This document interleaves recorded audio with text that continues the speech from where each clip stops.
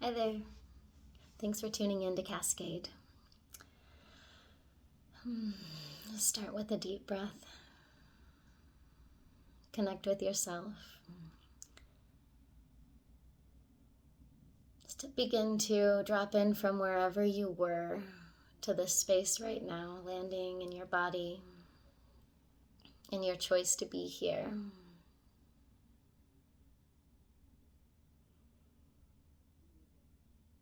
And as you drop and breathe, I'll offer you a little song. I walk a path of beauty, walk a path my ancestors laid out before me.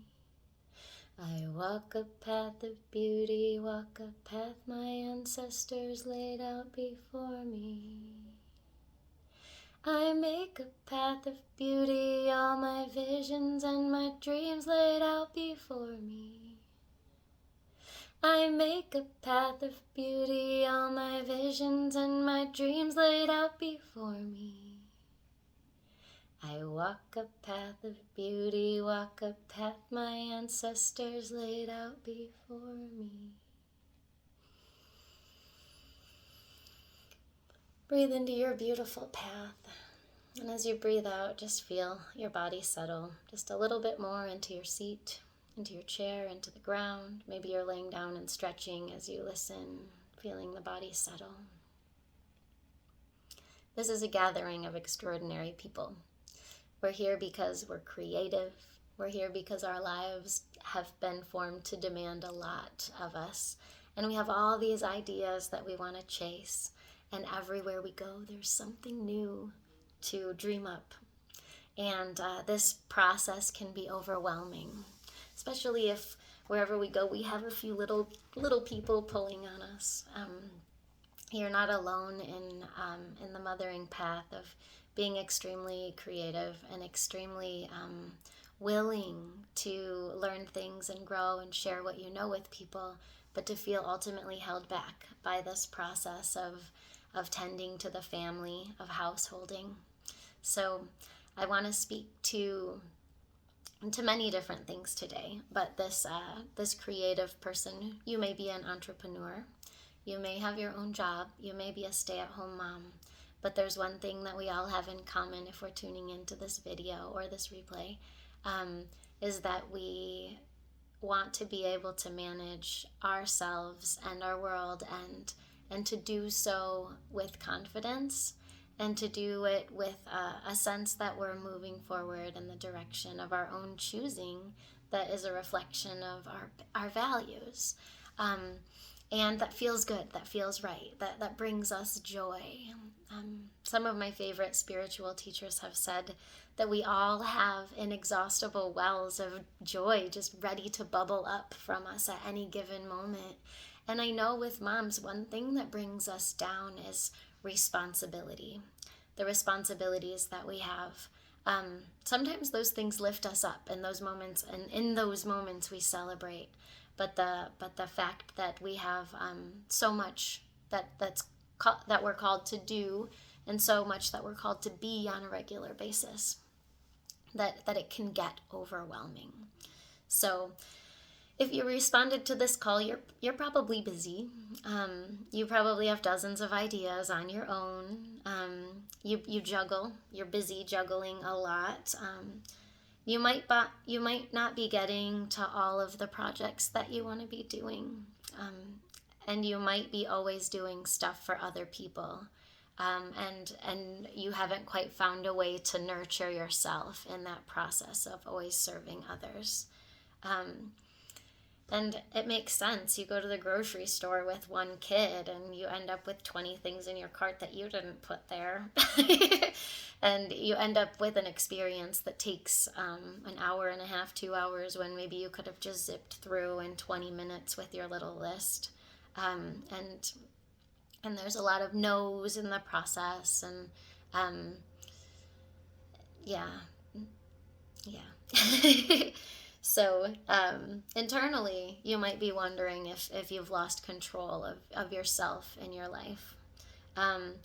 You might be wondering who you would be if you'd made other choices. You might have those thoughts that just kind of trickle into your life, and that's normal.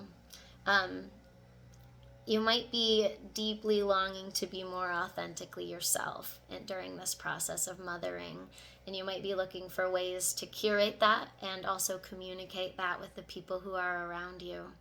Um, you might be building a business, maintaining a job, maintaining a household. You could be maintaining a few households, but depending on what you do and who relies on you. I know some people in their grandmothering years end up doing another wave of taking care of children. Um,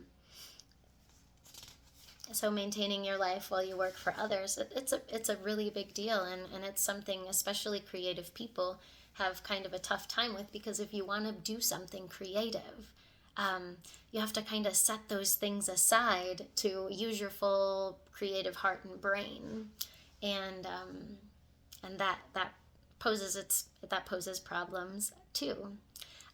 So we're all energetic beings. We're all energetic beings. I have energy that's mine. You might be feeling into my energy right now because you're tuned in, and on some level in the time-space continuum, I'm tuning into your energy too. We have the capacity to form, curate, maintain our own energy field, and also be aware of the energy that other people are bringing to our lives.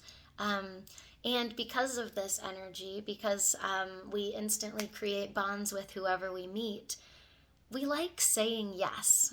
Yes is a really great word to say. And it feels good when we say it. And especially if we can follow through with that thing we said yes to and do a really great job, perform well, then that feels extra good. And this can even feel good. This whole process can feel good if we aren't passionate about how we did it and we aren't passionate about the results.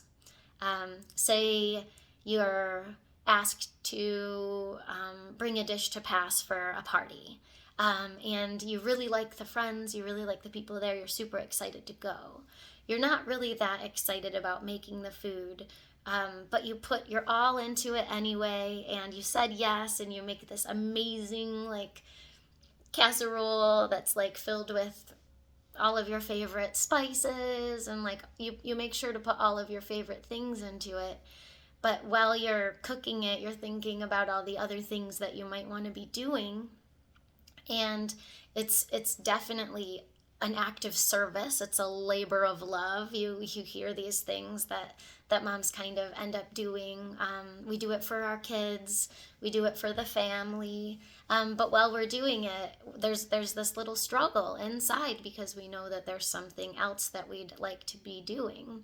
And then, okay, so the food is created, it's made, it's in the car, it's on the way, and all the kids are in the car, you're packed up, and you get there in the potluck, and everyone's like, "Ooh, this tastes so good. I'm so glad that you made this food." And you're so happy, and you feel so like lit up by the fact that you made that food.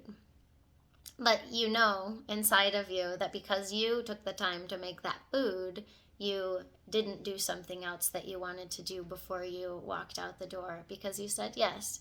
So you feel great because of all of those dopamine hits from your friends, and maybe you feel like, oh, maybe I should make more food.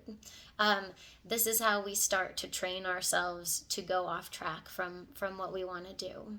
And it's okay.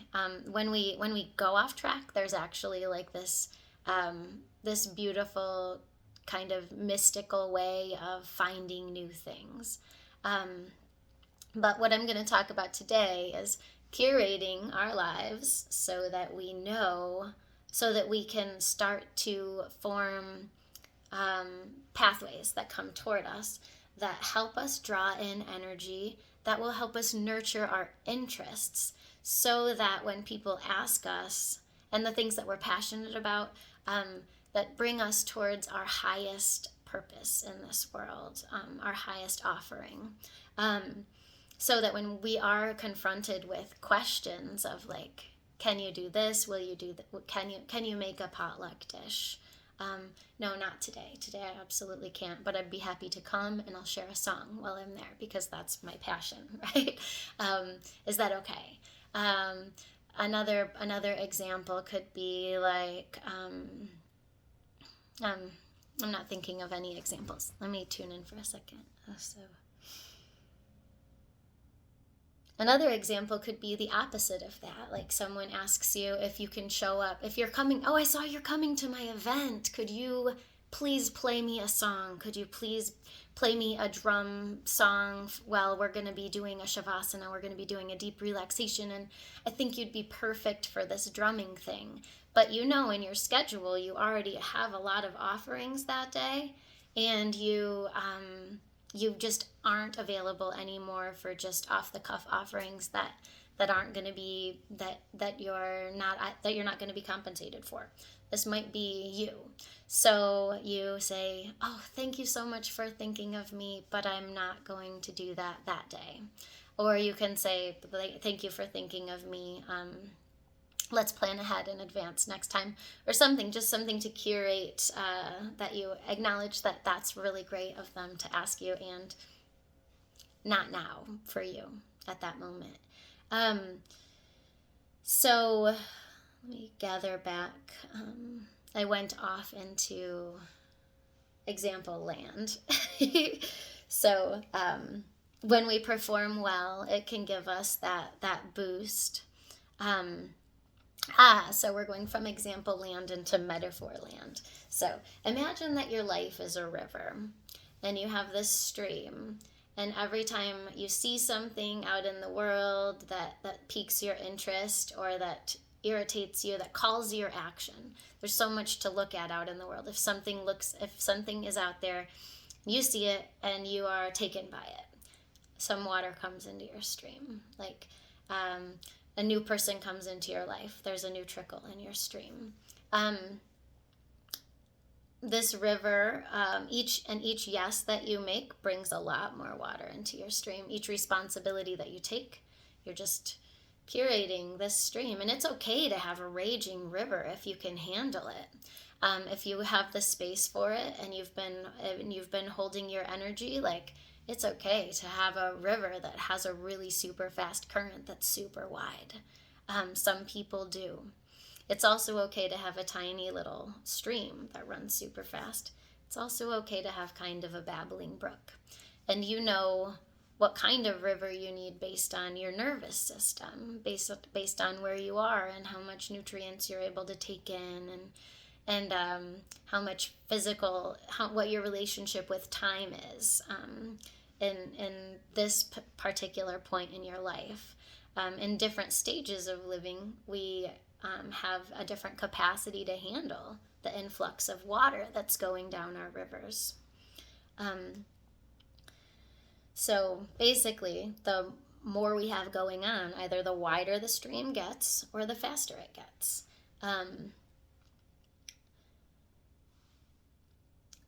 So the question is, if my life is a river, how do I curate the stream to attract water that's just the right temperature, that has just the right current, that's filling just the right amount of land?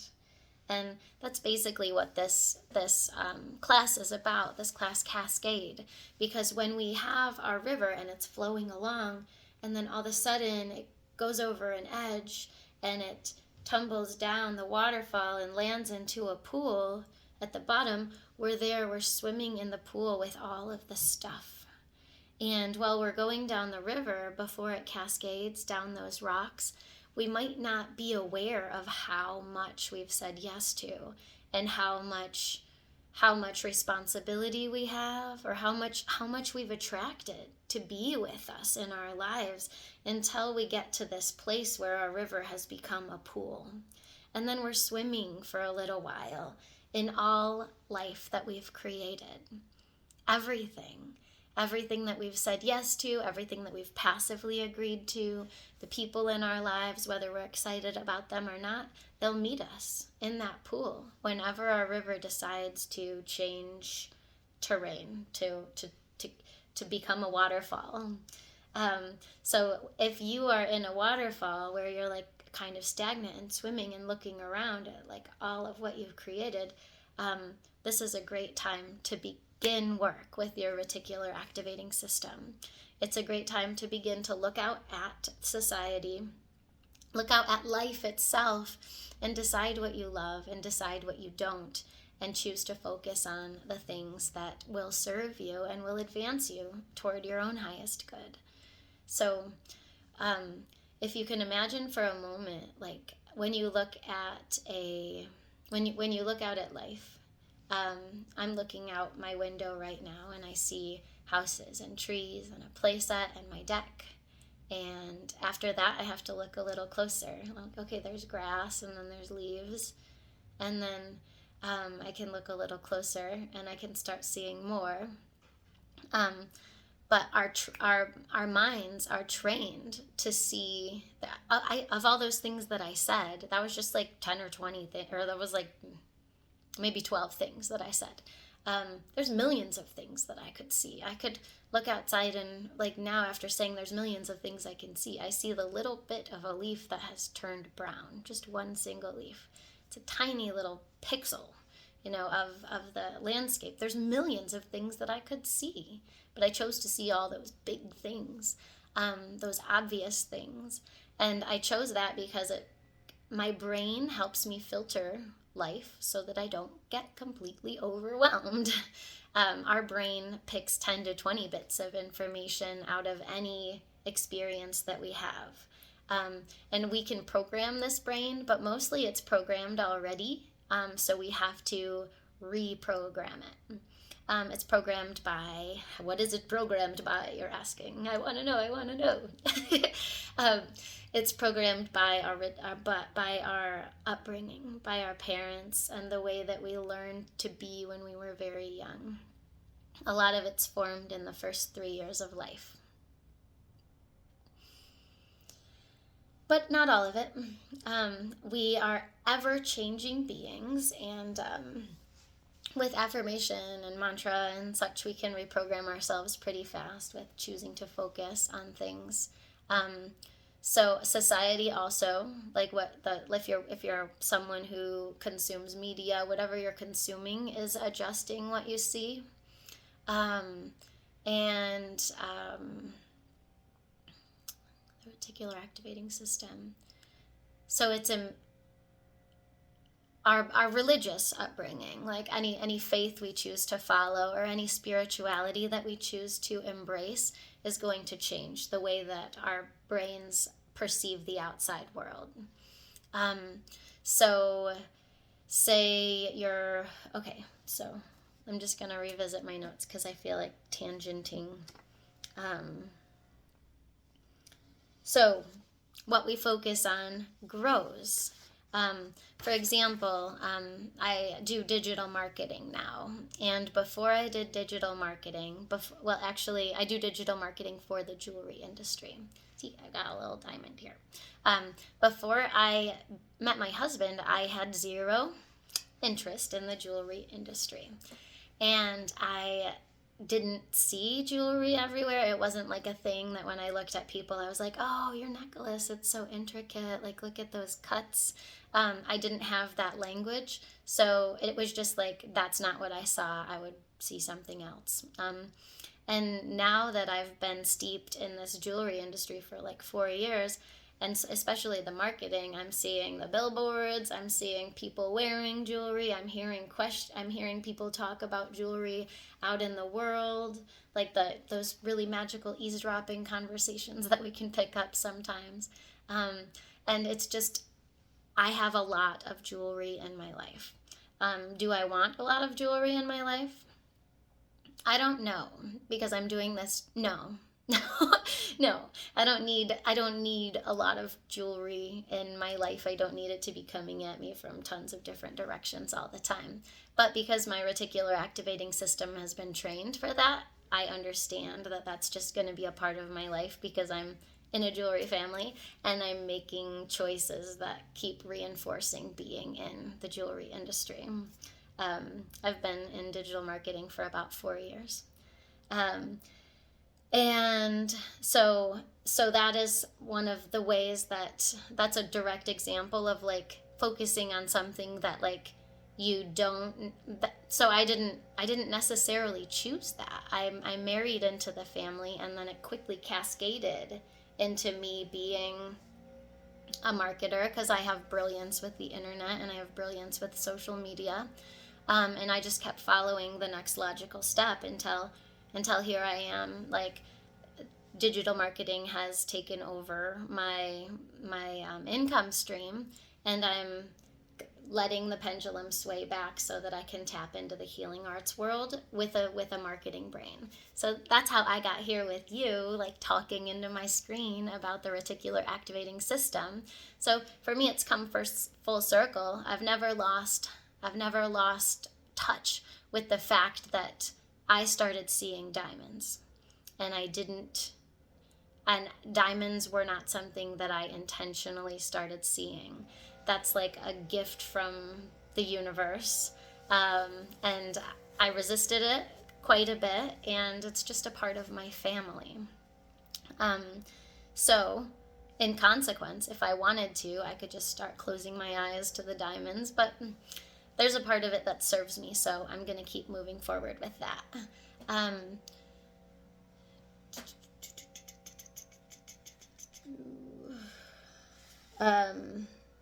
So that was an example that I did not intend to use, but now you know this little bit about my life. So how do we change our environment? You can take my story about the diamonds and you can apply it to something else. Well, actually, your story, you might have a story like that too. Like, you got married and had kids, right? If you're a mom, you might have gotten married, you might have gotten into a relationship, you might be out of that relationship. Our lives change, and we mesh and we align with other people. And when we do this, they bring things into our lives that we're inevitably going to be subjected to, for better or for worse. And I'm curious if you can kind of go back in your consciousness, cascade, if you will, back there, and to see if when you took on a new project at work, when you added a new member of your family that had a different type of personality, if you saw a shift in how you perceived the world. I'm asking you to do this because you can create evidence for yourself that this concept that I'm giving you today works. So the way we're gonna get into how we can take our lives, look at them inside and out, and do the good work of reprogramming.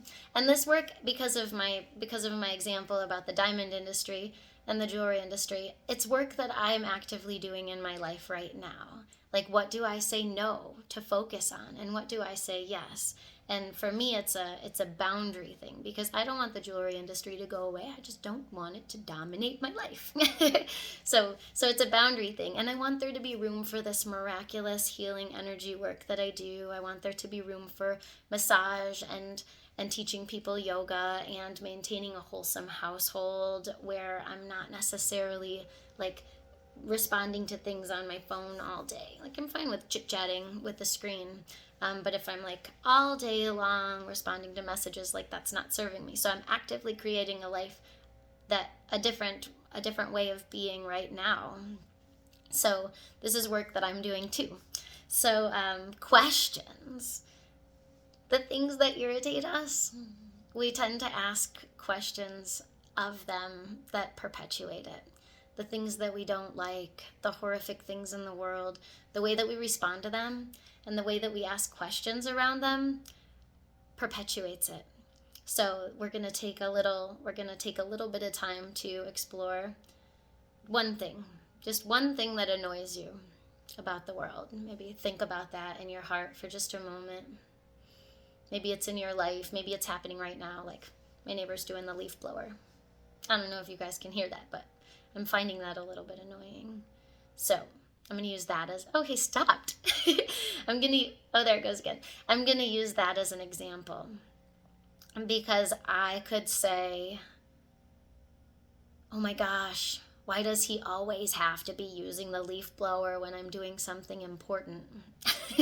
Why does he always have to be blowing leaves all the time? Like, can't he blow leaves somewhere else? Like, why does he have to leaf blow in the first place? Can't you just let those leaves just decompose into the ground? Like, I could go on and on.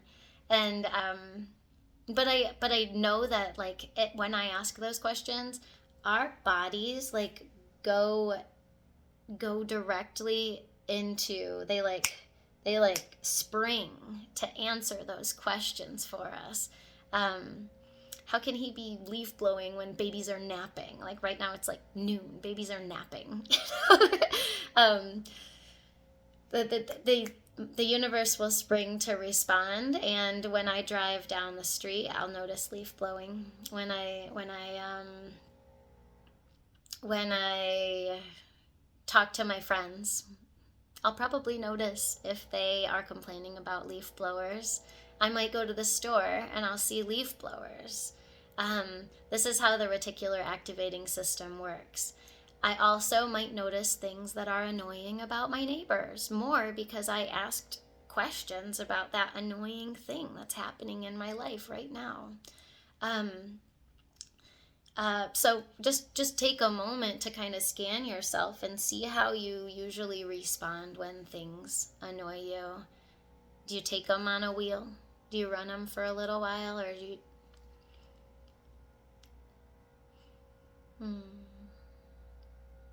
Or do you just let those things happen and move on to the next thing? Just allow it to be like that. That leaf blower is actually just a noise that's happening in my life.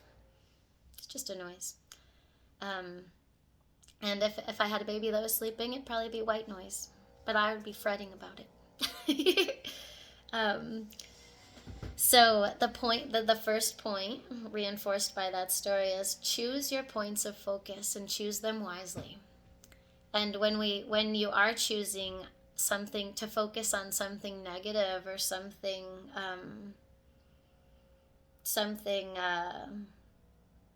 that bothers you, just notice it and see how it feels in your body and see where it's coming from, and ask yourself questions like, when was the first time I was annoyed like this? That could help like deal with the immediate annoyance, and then after some time of reflection over that annoyance, without asking questions about it, just simply being with who you are, just let it go and let it be a moment in your life and move forward. And so this is why we like go toward the negative thing. We can choose instead to focus on something positive. Like across the way, the sky's pretty gray today, but across the way there's just this like glimmer of sunshine that's coming out, and it's coming out behind these leaves that are doomed. Those leaves are going to fall in the next couple of days. So I could be focusing on the lawnmower as the perpetual sound of Om, letting it resonate through my beating heart and through my compassionate heart space, watching the leaves rustle against the beautiful sky that's just off in the distance. That feels really good. Doesn't feel good to be angry at my neighbor because he's a wonderful fella. And I love how meticulous he is about taking care of his lawn. So what excites you?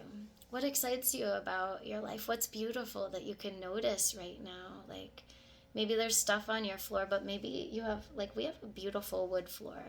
And whenever my house is messy, I can always look down at my beautiful wood floor and just appreciate it for what it is, and know that sometimes my house is messy and sometimes it's not.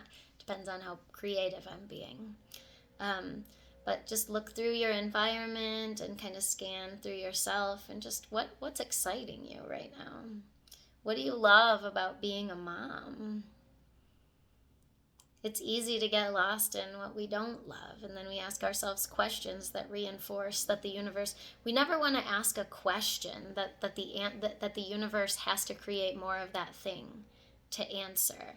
So like, what do you love about your marriage? Like, if you asked a question about something that you don't love about your marriage, like, this is a key, like, why doesn't so and so do so and so for me? You will see the universe will literally answer your question by so and so showing up in your life and doing things that aren't the thing you want. You asked for it, and you got it.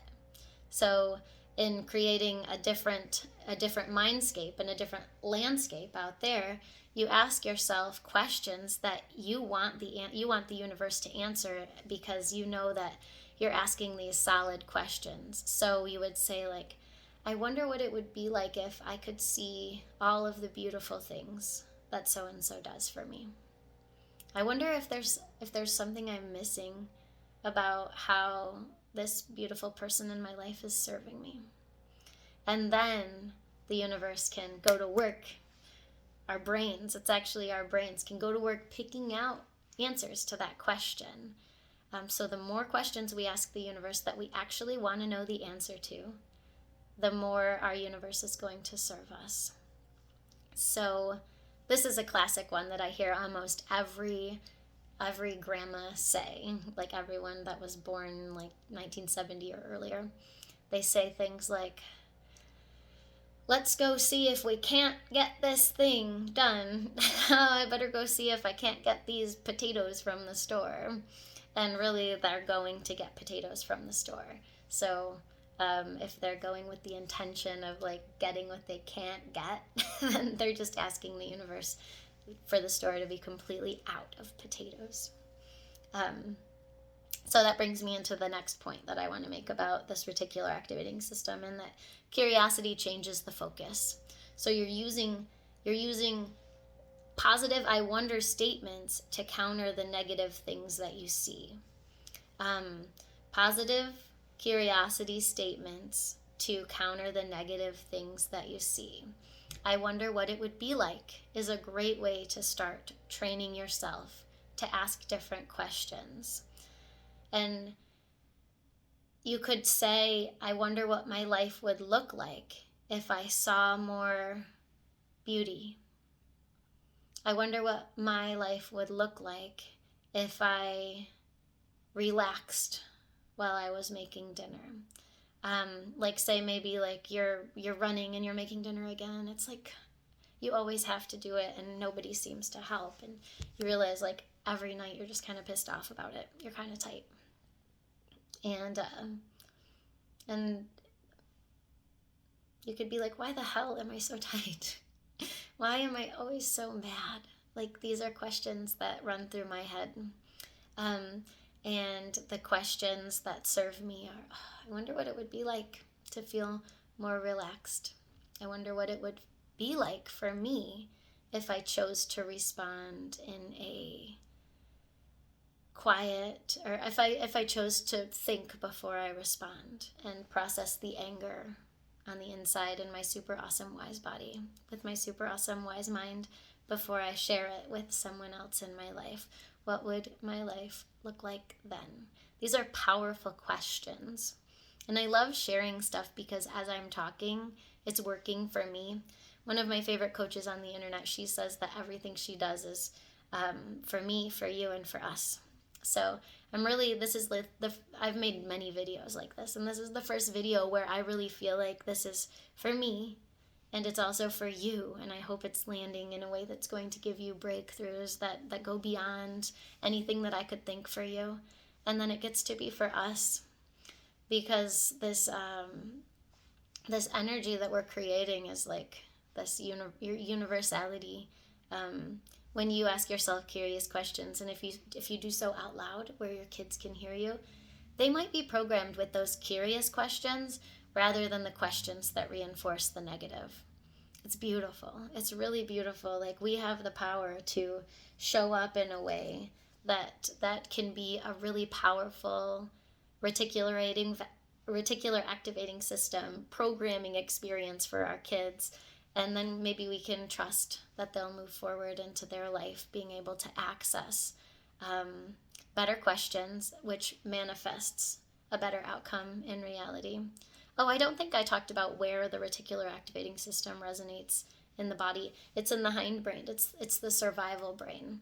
So it's the filter. It filters everything for us so that we don't have to. It keeps us from getting overwhelmed, but it was a survival technique. So if you can imagine being able to see everything all at once, like those millions of bits of information, like I can't even fathom it. Sometimes I want to. I feel like it would be like touching the divine a little bit.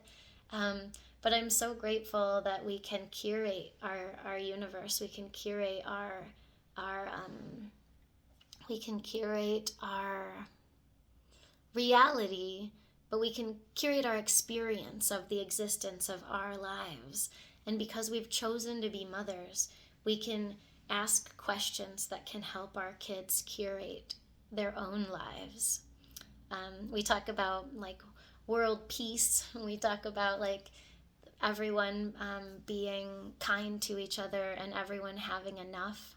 And we can really we can change if we change our focus from within, and we can help our kids see things in this curated way.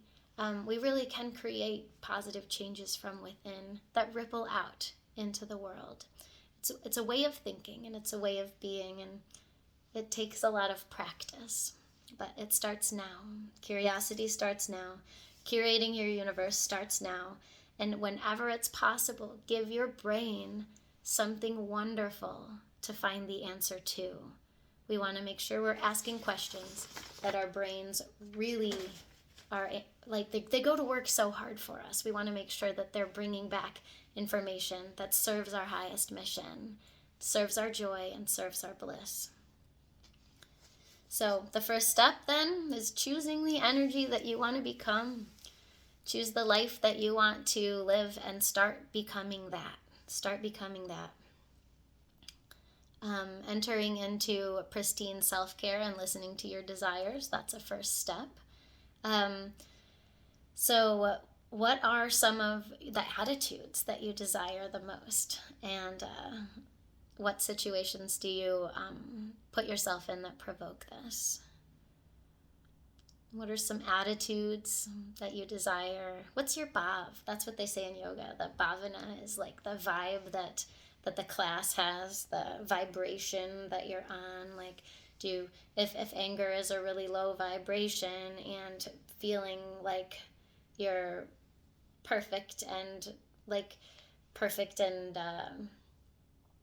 connected to the divine 100%, if that's 100% vibe, and 0 is like so mad that you're like on the floor, or I don't know, 0 gets to be whatever you want and 100 gets to be whatever you want. But there's this continuum, like where are you on that, and then what are you doing? Like I did a process the other day that led me into this like vibe where I want to feel like I'm nurturing my sense of style, like making really sure that I'm choosing what I'm wearing, and I'm still experimenting with this.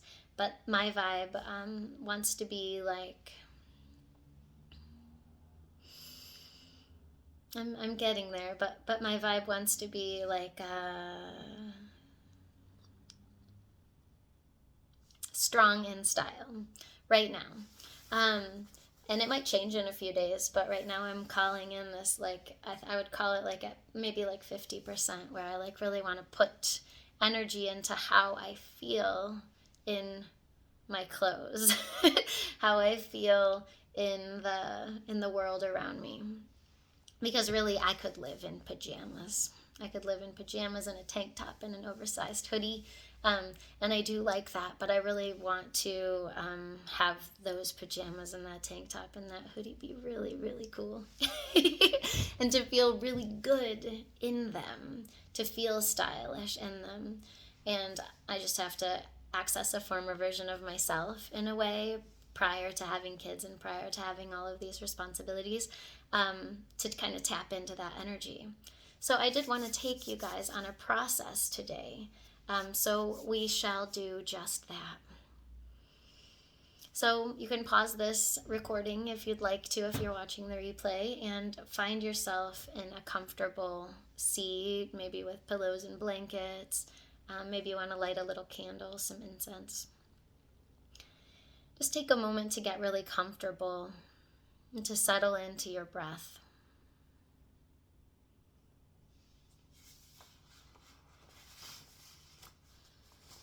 To feel your body settling into the ground. To feel your whole system just dropping down. You might be holding tension or holding excitement or wanting to move on to the next thing. Just stay right here, settle. Feel your fingers and arms and shoulders and back. Feel your belly, your ribs, your chest. Feel your whole spine. Feel the back of the head, the top of the head, the face. Relax into those teeth and the jaw. And follow the throat down the body, through the front, all the way down into the pelvis, kind of pouring into the pelvic bowl.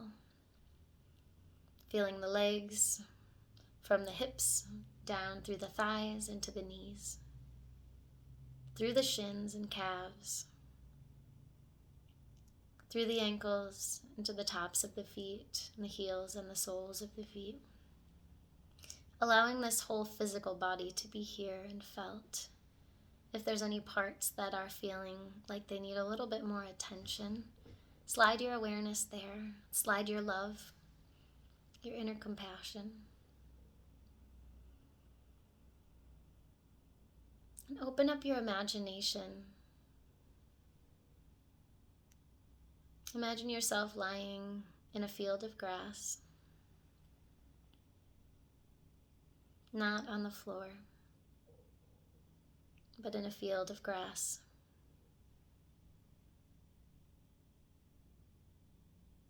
And while your body is still in the physical,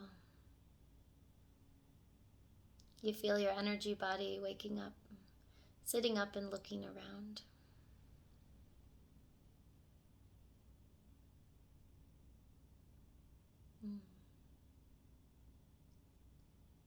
You see trees.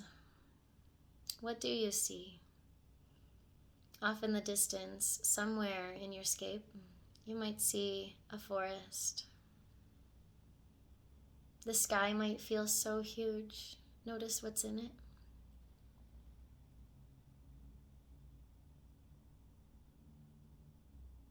One thing you know is that you're feeling at peace here, and you're feeling in a state of wonder. I wonder what's going to happen next. And as you wonder, you start to feel your feet moving across the grass, and you're walking in the direction of the trees. As you get closer and closer, the trees grow. You come into an opening in the forest, and there's a path, and you walk down it. You're just taking in the environment, the tree trunks, the understory. Notice what season it is where you are. Notice your breath, your skin. Notice your aliveness. You find yourself approaching a tree that's very climbable. And your dream body is very agile and ready, and you start climbing this tree. And it's tall. The branches are spreading wide, and all of them feel sturdy. You're climbing and climbing and climbing. And then you find your way into a tree house. So you see this tree house, and you walk into the tree house in any way that you can, this magical sacred tree house. And when you enter the tree house, you just take notice of what's there. Is there anything on the walls? Are there any windows? Is this tree house familiar? And in the treehouse, you just be. Maybe you sit, maybe you stand. But you notice that your body is changing. You're starting to become a version of yourself that's younger.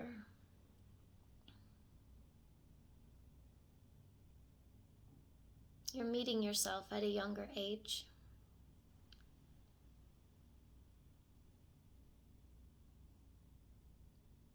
Notice what age you are.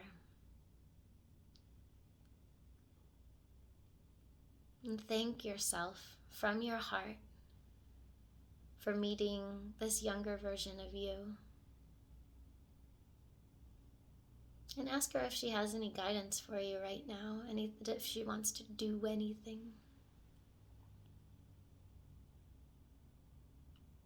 And you start to respond to her request in the way that you know how.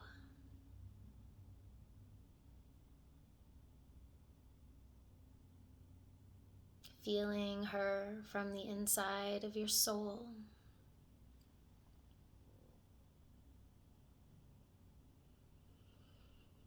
After playing in the energy of her request, you ask her to grow or shrink into the person that started making choices for you, started saying yes, started embarking on projects of her own.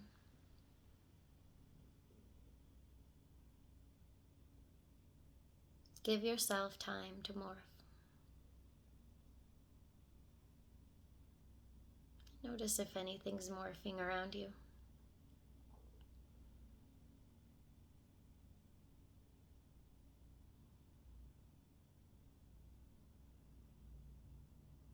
And settle into this taskmaster, this project-driven person, this creative spirit that's brand new and fresh. Remember what it was like to be her by experiencing her in this moment.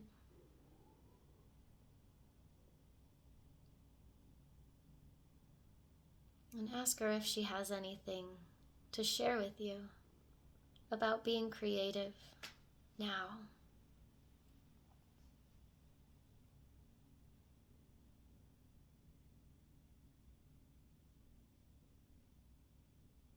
Listen with your heart. Does she have any words of wisdom for you about saying yes, about choosing what to do next?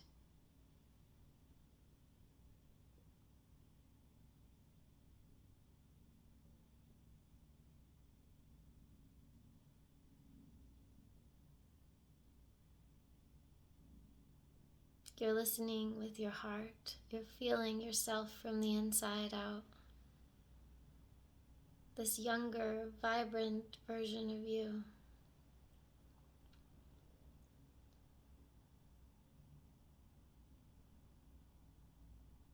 And as you look around this treehouse, if you're still in the treehouse, you look around, you see a mirror on the wall.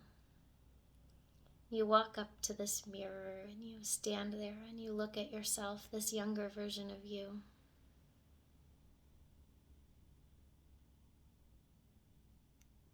In the mirror, you can see the reflection start to ripple. You decide to plunge your hands into this mirror and feel around. You're feeling around for a gift. A gift from your younger self that will help you now create an environment that will feed your soul. Pulling that object out of the mirror and looking at it on all sides, taking note of what it is. Notice how you feel when you're holding it.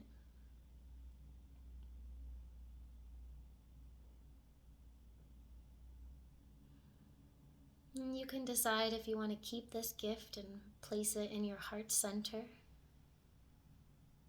pulling it into yourself, or if you'd like to place it back in the mirror. Either way, thank it, and thank this little girl that has been brave enough to visit you. Ask her if she needs any healing.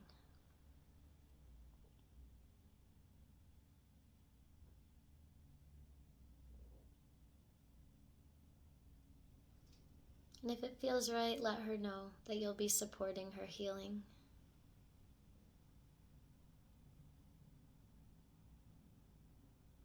Every step of the way.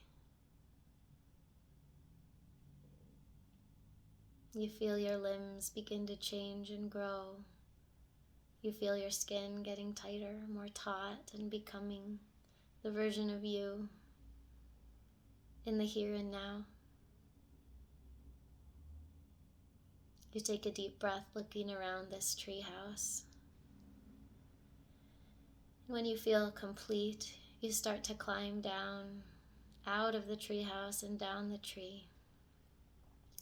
Landing at the base, branch by branch, you end up at the base with your hands on the tree, thanking it for this journey.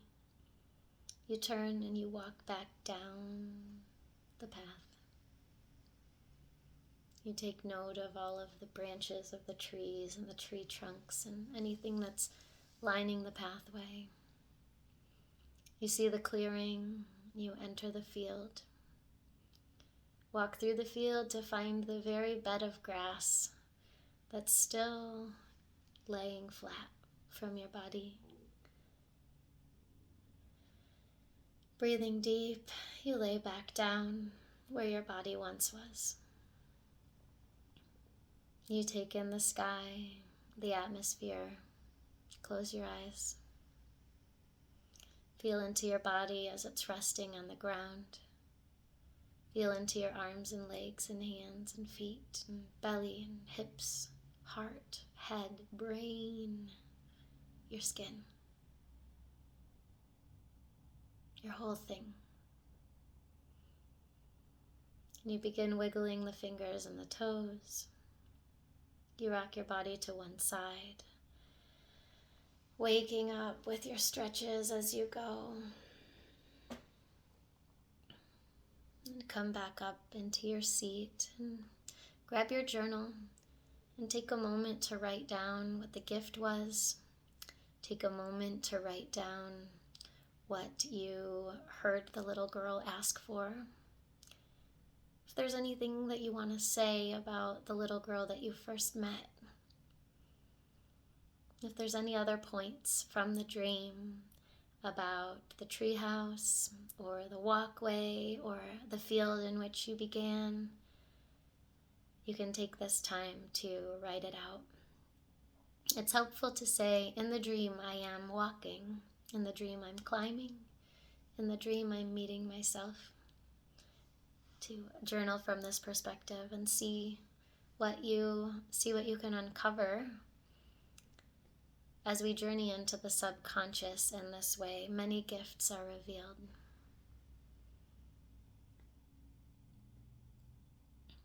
You can pause this video if you need more time. As you're writing, just take your filter away, no doubt, no shame about anything you saw, and you always have the permission to burn this piece of paper when you're done. So there won't even be evidence of this dream. It'll just be something that happened. If there are any next steps that you would like to create based on this journey that you just took, you can write those down.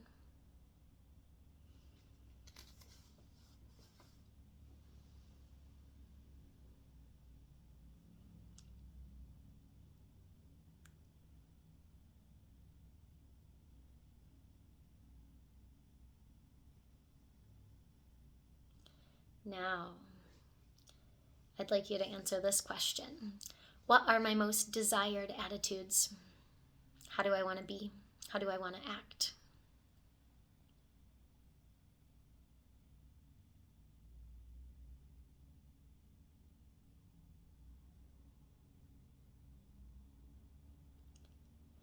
What can I pay more attention to in my life to reinforce these attitudes? What can I pay attention to in my life to create and reinforce these attitudes that I'd like?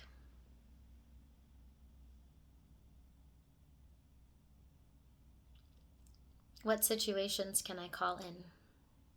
What do I want to experience that I know would create this attitude?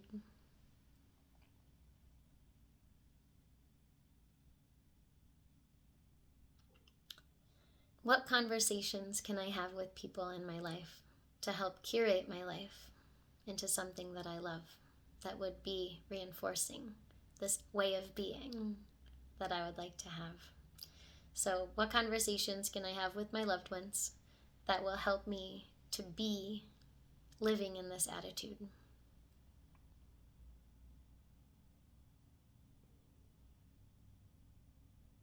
There are hundreds of questions that we could ask ourselves that help program this reticular activating system, but basically help to create you and make you a more magnetic person for the things that you desire to live into.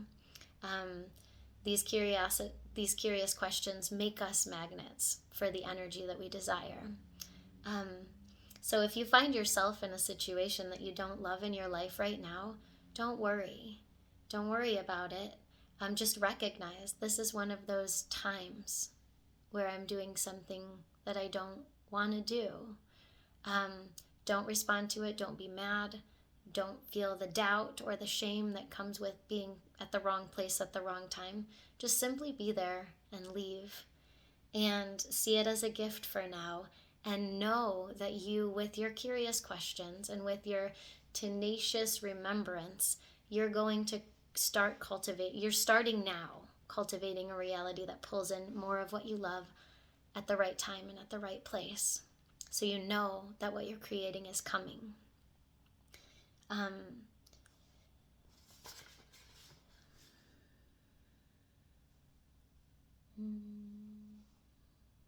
So why do I want you to know this? Why do I want you to know about this? I love being around vibrant people who are living into their dreams, who are sparked all the time with joy because they've created a reality and they are experiencing the things that they love. The more people out there who are going and getting and creating the joy and creating the peace, the more people will be able to. Before human beings can have something, most of the time we have to see evidence of that thing. Some of us are born with a deep inner knowing that this is the way that it has to be. I feel fortunate about that with parenting. Born with a deep inner knowing that I have to do it with kindness. So grateful for that.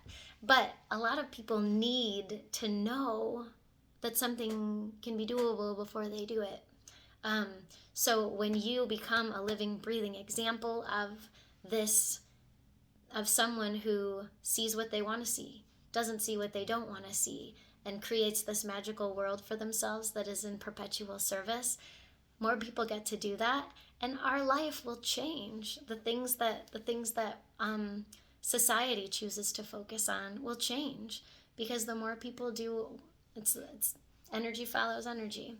So let's rise our vibes together. I'm so excited about the world to come, and I'm so excited about embarking on this work of reprogramming the reticular activating system with all of you. And please let me know how you're feeling about it. And I do have a couple of classes coming up. So every year around the solstice, I do some classes over the deepest longing of the heart. We unveil our deepest desire, and we do so with really beautiful movement, really beautiful rituals. And this year it's going to be a 2-day experience. I haven't nailed down the exact days for it yet, but you'll be able to purchase that, I believe. For right now, if you have watched this video, it'll be $27. It'll be $44 for everyone else who catches this replay later. So if you requested this video already and you're in I think there's like 8 of you that are going to get this, you can have it for $27, but it's going to go out to the rest of the world for $44 if you sign up within this week, let's say by Cyber Monday. If you sign up by Cyber Monday, you can get those classes, and those will also be recorded, so you can get them in your own time. But they will be kind of time sensitive in a way, because the ritual will be created and we'll do the work, and then on the solstice is when you will do your individual ritual. to create the beautiful thing that you decided about. And then after that, in the coming year, I'm excited to launch something really great. This is a year-long experience that'll start in a 3-month chunk. And let me grab my notes. And we'll be cultivating our wheel of the year.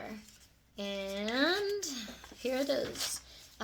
So we'll be getting together to discuss rituals and different ways of being in the world and timing and personal desires to really cultivate a year of exciting things that we can recall from year to year and evolve from year to year. So I'll be walking myself and you guys through this process, and it's a 12-week session, and it looks like for those of you that have asked for this, that will be $299 for 12 weeks. It'll be a 1 hour or 45 minutes per week of a discussion like this, but I'll give you some homework to do, and it can take as much time as you want. Maybe you'll live into it with your whole body, your whole breath, because it's all about creating a more sacred, a more aware version of who you are that you can count on, every step of the way, every day. So I'm really looking forward to that. That will be January through March. I haven't nailed down what day of the week it is. I think it'll be based on whoever chooses to come. And again, those will be recorded as well, but they'll only go out to the people who sign up for this experience. And in my brain, there will be an opportunity to have a little retreat at the end, maybe like a 1 or 2 day long retreat. That won't be included in that $299 price. So that is very exciting, and I hope you're excited about maybe jumping into that with me. Every year I want to do this, and this year I'm thinking ahead because I made myself a wheel. So beautiful. Thank you so much for tuning in. And I'm going to sing that same song that I sang for you at the beginning right now, and I hope you carry on to have a very beautiful day and a very curious life. I walk a path of beauty, walk a path my ancestors laid out before me. I walk a path of beauty, walk a path my ancestors laid out before me. I make a path of beauty, all my visions and my dreams laid out before me. I make a path of beauty, all my visions and my dreams laid out before me. I walk a path of beauty, walk a path my ancestors laid out before me. Goodbye for now, my friends.